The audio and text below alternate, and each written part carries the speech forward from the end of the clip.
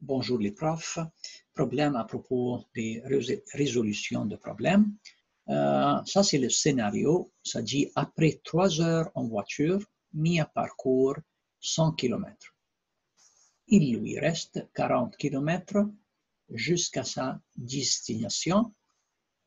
Si elle roule à la même vitesse, combien de temps de plus lui faudra-t-elle pour arriver à la destination? Ici, c'est il, ici, c'est elle, ici, c'est il.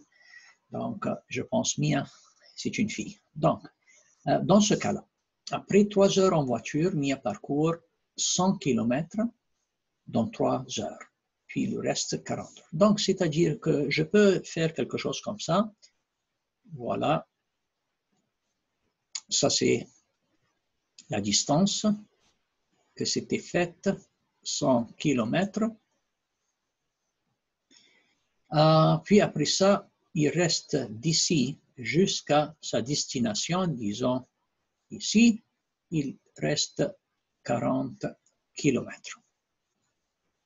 Maintenant, ici, cette partie-là, Mia a passé 3 heures. Donc, si elle roule à la même vitesse, combien de temps? Donc, on a besoin du temps ici. Donc, on parle de distance, on parle de vitesse, on parle de temps. Donc, on a besoin de savoir quelle est la relation.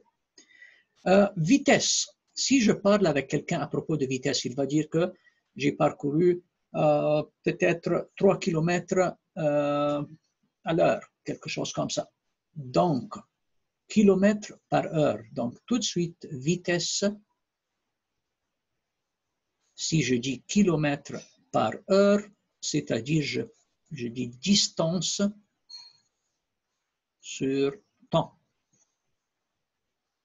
Et ça, c'est très important. Vitesse égale distance sur temps. Donc, j'ai quelque chose ici. J'ai distance, j'ai le temps. Donc, de cette partie-là, je peux savoir la vitesse. Donc, vitesse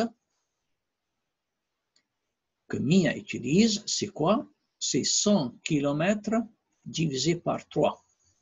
Donc, je veux dire que si je fais ici la division, je peux savoir exactement par heure, mais je peux laisser vitesse comme ça, aucun problème. Maintenant, si je laisse la vitesse comme ça, avec la même vitesse pour la deuxième partie, j'ai besoin du temps. Donc, si j'ai vitesse égale distance sur temps, donc au lieu de vitesse ici, je le remplace avec 100 divisé par 3, égale distance, c'est 40 km, mais vraiment le temps est inconnu. Et c'est ça que je cherche en haut ici, le temps. Avec cette règle-là de multiplication,